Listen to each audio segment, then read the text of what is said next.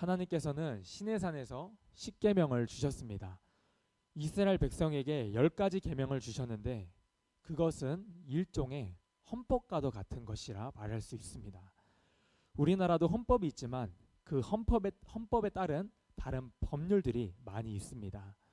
마찬가지로 하나님께서는 먼저 십계명을 주시고 그 십계명에 따른 구체적인 법, 즉 일상 속에서 적용할 법들을 세세하게 알려주십니다. 그 내용이 출애굽기 21장에서부터 23장까지 이렇게 쭉 나와 있습니다. 오늘 우리가 살펴본 출애굽기 21장은 이스라엘 백성의 구체적인 어떤 생활 법령을 기록한 첫 번째 장입니다. 여기서는 크게 세 가지로 분류할 수 있는데요. 먼저 1절에서 11절까지는 종에 대한 규정을, 그리고 12절에서부터 27절까지는 폭행이나 상해에 관한 법을, 그리고 마지막으로 28절에서 36절까지는 임자의 책임을 묻는 법으로 이렇게 크게 세 부분으로 나눌 수 있습니다. 여기서 하나님은 단순히 어떤 도덕적인 법을 넘어서 이스라엘 백성의 삶 가운데 구체적인 어떤 지침에 대해 말씀하십니다. 예를 들어 사람이 종을 치거나 또 다른 사람을 죽였을 때 어떻게 보상해야 하는지, 혹은 짐승이 사람을 죽였을 때 그 짐승과 주인에게 어떤 책임이 있는지를 자세하게 말해주고 있습니다. 그 중에서 특히나 우리가 의문이 들 만한 법이 나오는데요. 본문 23절 이하의 말씀을 보시게 되면 우리가 너무나 잘 아는 눈에는 눈, 이에는 이라고 갚으라는 동해 보복법이 등장합니다. 즉 피해자가 당한 것만큼 가해자에게 징벌을 주라는 것입니다. 본문 23절과 25절 말씀을 자세히 읽도록 하겠습니다. 그러나 다른 애가 있으면 갚되 생명은 생명으로, 눈은 눈으로, 이는 이로, 손은 손으로, 발은 발로, 된 것은 된 것으로, 상하게 한 것은 상함으로, 때린 것은 때림으로 갚을지니라. 아멘. 이 법을 보게 되면 마치 복수심을 정당화하는 것처럼 보입니다. 그렇다면 왜 하나님께서는 눈은 눈으로, 이는 이로 갚으라고 하셨을까요? 정말 복수를 명하시는 걸까요? 분명 신약에서 예수님은 악한 자를 대적하지 말라고 말씀하셨고 오른뺨을 치거든 왼뺨도 돌려대라고 가르치셨습니다. 그런데 지금 이 법은 예수님의 가르침과는 정반대의 말씀처럼 보여집니다. 그렇다면 이 구약과 신약 사이에 이 충돌이 있는 걸까요? 하나님께서 이 법을 세우신 이유와 목적은 무엇일까요? 하나님께서 이 법을 세우신 목적은 복수를 위한 것이 아니라 바로 오히려 복수를 막기 위함이었습니다. 실질적으로는 힘없는 약자들을 보호하기 위해 만들어진 법이었습니다. 당시 고대 근동 사회에서는 피해를 당하게 되면 가해자와 그 가족 전체를 몰살시키는 과도한 복수를 했었다고 합니다. 예를 들면 누가 한 대를 맞으면 10대로 대갚아주는 것이 일상 가운데 일어났다고 합니다. 그런데 만약 그 관계가 주종 관계라면, 그 주인과 종의 관계라면 어떻게 되겠습니까? 그 보복이 더 심하게 일어나지 않겠습니까? 주인과 종의 관계에서 만약 불의의 사고가 일어났다고 가정해 보면 힘이 더 세거나 권력 있는 사람이 소외받고 약한 자들을 더 심하게 보복할 수가 있는 것입니다. 그래서 하나님은 이런 인간의 무차별적인 복수심과 복수를 받고 더 나아가 약자들을 보호하기 위한 장치로 이 법을 만드신 것입니다. 출애굽기 21장의 그 전체 내용을 우리가 살펴보게 되면요, 하나님의 목적과 의도는 분명합니다. 아무런 힘이 없는 자들의 인권을 보호하시고 그들의 삶을 영위시키기 위한 하나님의 세심한 배려가 보입니다. 하나님은 이처럼 이스라엘 백성에게 형벌의 어떤 상한선을 정하심으로써 이스라엘 안에 올바른 정의와 자비가 세워지기를 원하셨습니다. 실제로도 유대 사회에서는 이 법을 문자적으로 그대로 적용하기보다는 피해를 입었을 때 어떤 긍정적인 보상이나 공정한 조정의 원칙으로 삼았다고 합니다.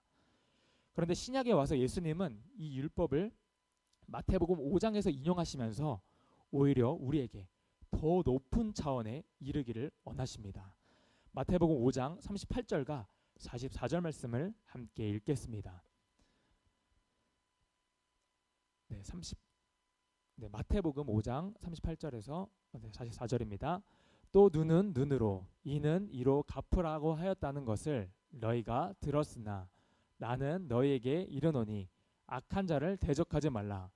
누구든지 내 오른뺨을 치거든 왼뺨도 돌려대며 또 너를 고발하여 속옷을 가지고자 하는 자에게 겉옷까지도 가지게 하며 또 누구든지 너를 억지로 오리를 가게 하거든 그 사람과 심리를 동행하고 내게 구하는 자에게 주며 내게 꾸고자 하는 자에게 거절하지 말라.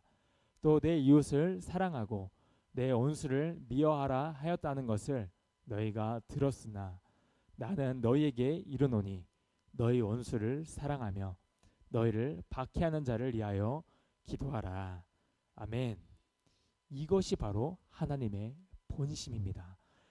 여기서 예수님은 눈에는 눈, 이에는 이 법의 형식 너머에 있는 바로 하나님의 본심을 드러내십니다. 하나님의 본심은 복수가 아니라 화해입니다. 하나님의 본뜻은 보복이 아니라 회복입니다. 즉 출애굽기 21장은 이스라엘 백성에게 하나님 나라의 백성답게 살아가는 법과 질서를 세워주고 계신 겁니다. 노예와 약자를 보호하고 그리고 폭력에 대한 책임을 묻고 공동체 안에서 생명과 재산을 어떻게 존중해야 하는지를 알려주고 계신 겁니다. 구체적으로 이 법들은 당시의 이 세상 문화와는 다른 하나님 나라의 백성다운 그 삶의 질서를 세우신 것이었습니다. 사랑하는 성도 여러분, 우리는 지금 무엇으로 또 어떤 마음으로 사람을 대하고 있으십니까? 우리는 지금 공의와 자비 사이에서 어떤 선택을 하고 계십니까? 오늘날 우리의 삶에도 다양한 갈등과 충돌이 일어납니다. 직장에서 억울한 일을 당하기도 합니다. 가정 안에서 상처를 주고받기도 하고요. 교회 공동체 안에서도 이해관계가 엇갈릴 때가 있습니다. 그때 우리는 본능적으로 복수심이 일어납니다. 똑같이 갚아주고 싶고 또 나도 손해보기 싫다는 마음이 듭니다. 하지만 하나님 나라의 백성은요, 세상과 다르게 살아가는 것입니다. 세상 사람들과는 다른 방법을 택하는 것이 바로 우리 그리스도인들입니다. 우리는 눈에는 눈, 이에는 이가 아니라 하나님의 방법인 용서와 회복을 선택하는 자들입니다. 세상이 말하는 정당한 보복이 아니라 바로 우리는 예수님의 그 십자가의 길을 따르는 자들입니다. 왜냐하면 주님께서 우리에게 먼저 그렇게 하셨기 때문입니다. 오늘 출애굽기 21장을 통해 하나님께서 우리에게 말씀하십니다. 너희는 세상과는 다르게 살아야 한다. 너희는 내 백성이기 때문이다. 그리고 예수님은 우리에게 이렇게 도전하십니다. 마태복음 5장 44절에서 45절 말씀 계속해서 읽겠습니다. 나는 너에게 이르노니 너희 원수를 사랑하며 너희를 박해하는 자를 위하여 기도하라. 이같이 한즉 하늘에 계신 너희 아버지의 아들이 되리니 이는 하나님이 그 해를 악인과 선인에게 비추시며 그 비를 의로운 자와 불의한 자에게 내려 주심이라. 아멘. 그러므로 우리는 이 말씀을 가지고 내가 먼저 용서하고 용납할 수 있는 사람이 되기를 소망합니다. 내 권리를 주장하기에 앞서서 하나님의 공의와 자비를 먼저 생각하는 것입니다. 복수 대신 화해를 선택하는 것입니다. 분노 대신 자비를 선택하는 것입니다. 보복 대신에 회복을 선택하는 것입니다. 이것이 바로 참된 하나님 나라의 백성의 삶일 줄 믿습니다. 이것이 바로 예수님의 삶을 따라가는 자들의 길인 줄 믿습니다. 기도하겠습니다. 하나님 아버지,